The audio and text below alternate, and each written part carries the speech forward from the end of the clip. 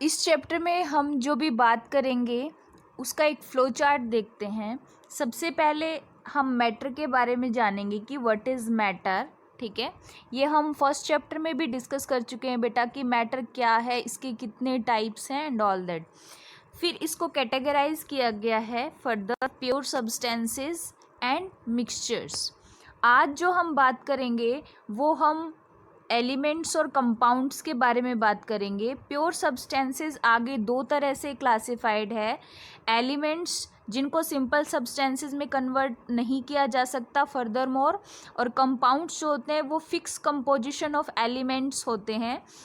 अब जो एलिमेंट्स हैं these are later on classified into metals, metalloids and non metals, इसके बारे में भी बात करेंगे। तो आज वाले लेक्चर में जो हम डिस्कस करने वाले हैं दैट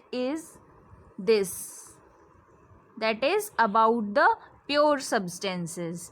फिर जो सब्सटेंसेस प्योर नहीं होते वो मिक्सचर्स हैं, और मिक्सचर्स के बारे में हम नेक्स्ट लेक्चर में डिस्कस करेंगे, homogeneous and heterogeneous mixtures. So today's lecture will be on the topics pure substances, then elements and compounds, and the categorization of elements into metals, metalloids and non-metals.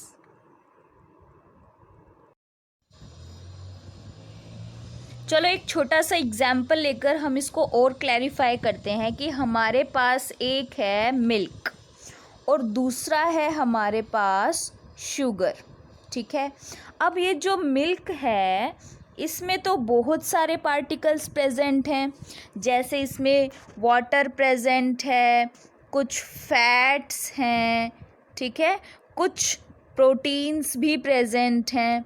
ठीक है, लेकिन sugar में क्या है, sugar के जो भी पार्टिकल्स होंगे, ठीक है, इनके अंदर क्या है, only and only sugar present है। तो इस तरह से साइंटिफिकली अगर हम बात करें तो शुगर एक प्योर सब्सटेंस है, और जो मिल्क है that milk is chemically not a pure substance. ठीक है, मिल्क को हम क्या कहेंगे, इम्प्योर सब्सटेंस, या हम मिक्सचर कह देंगे इसको।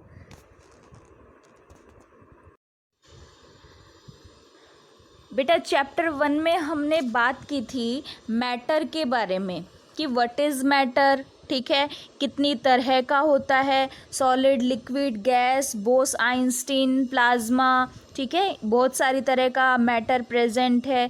किस मैटर की क्या क्या कैरेक्टरिस्टिक्स हैं जिनसे वो पहचाना जाता है कि ये पर्टिकुलर टाइप का मैटर है।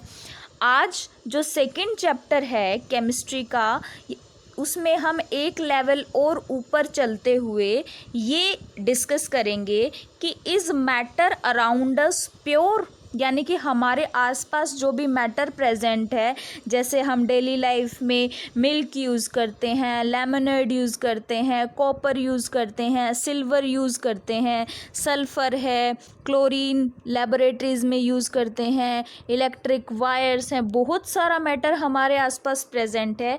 तो क्या वो मैटर प्योर है या इम्प्योर है? अब प्योरिटी की बात की जाए तो कॉमन मैन की टर्म में तो प्योरिटी यही हो गई कि उसमें कोई मिलावट ना हो। ठीक है, अगर कोई सब्सटेंस है विदाउट एडल्ट्रेशन तो वो उसको प्योर कह देंगे। लेकिन अगर हम साइंस की टर्म में बात करें तो प्योरिटी का मतलब होता है कि सब्सटेंस जो है वो सिर्फ एक ही टाइप के एलिमेंट से बना है, एक ही टाइप के एटम से बना हुआ है।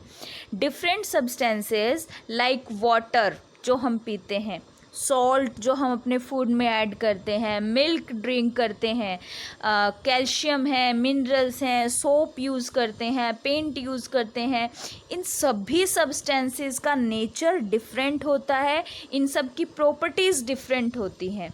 ठीक है, दे कैन बी प्योर, इनमें से कुछ सब्सटेंसेस ऐसे हैं जो प्योर हैं, और इनमें कुछ ऐसे भी हैं जिसमें इम्प्योरिटीज़ प्रेजेंट हों।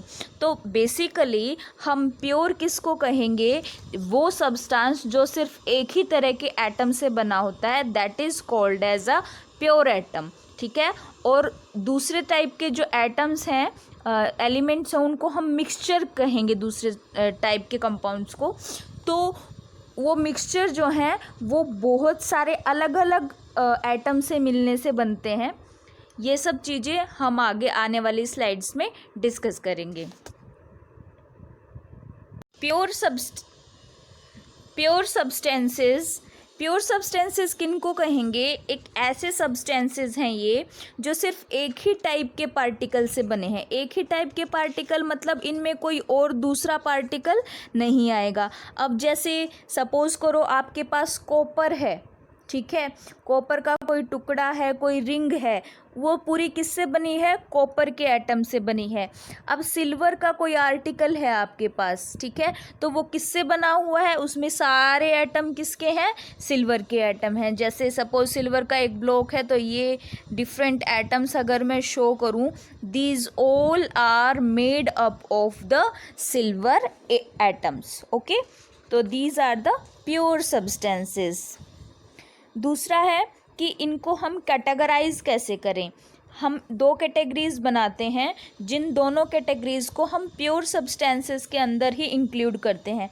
उसमें पहला आता है एलिमेंट्स और दूसरा आता है कंपाउंड्स। अब हम इनके बारे में वन बाय वन डिस्कस करेंगे। वो कौन सी कैरेक्टरिस्टिक्स हैं जिसके बेस पर हम पता लगाएंगे कि कोई भी सब्सटेंस जो है वो प्योर सब्सटेंस है। सबसे पहली चीज़ तो इनकी एक यूनिफॉर्म कंपोजिशन होती है। यूनिफॉर्म कंपोजिशन का मतलब ऐसा नहीं कि कहीं इनकी कोई सॉल्यूशन है तो उसमें कहीं पे इनकी कंसंट्रेशन बहुत ज़्यादा है, कहीं पे कंसंट्रेशन बहुत कम है। अगर ये एक सॉल्यूशन है या कोई सॉलिड भी है तो हमेशा इनकी जो कंपोजिशन है वो यूनिफॉर्म रहती है, इसलिए इनको होमोजीनियस भी कहा जाता है। They can not be separated into their constituents. ये इतने ज़्यादा कॉन्स्टिट्यूएंट्स इनके आपस में मिले हुए होते हैं कि हम इनको सेपरेट नहीं कर सकते किसी भी तरीके से।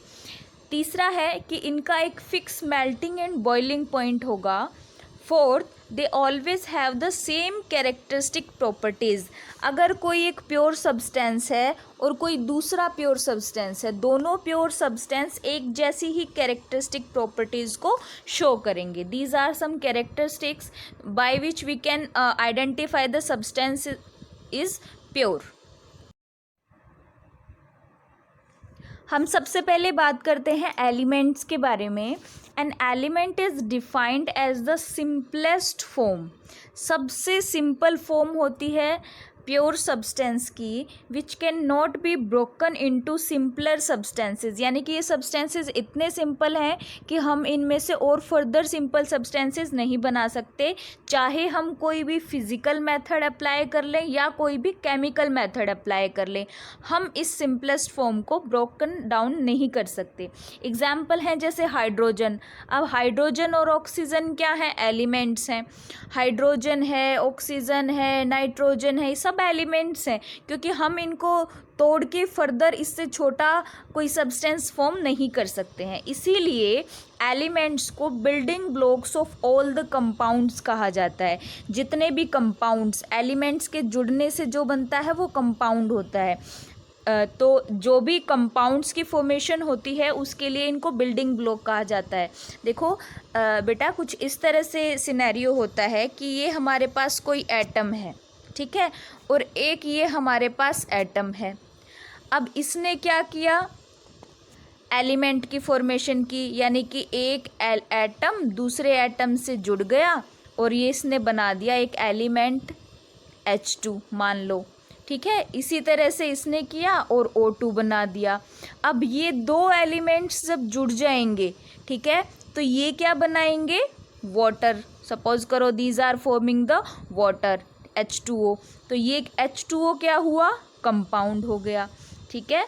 तो इस तरह से एक स्टोरी चलती है कि एटम्स हैं, फिर एटम्स के जुड़ने से एलिमेंट बनता है और एलिमेंट्स के कंबाइन करने से कंपाउंड्स का फॉर्मेशन होता है। कंपाउंड्स क्या होते हैं ये हम डिटेल में अभी आगे डिस्कस करेंगे।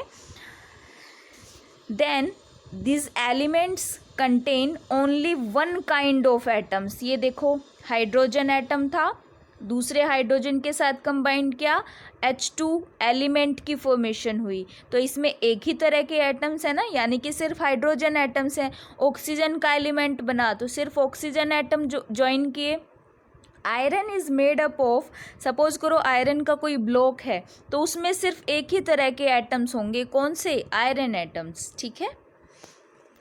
तो दीज आर द एलिमेंट्स।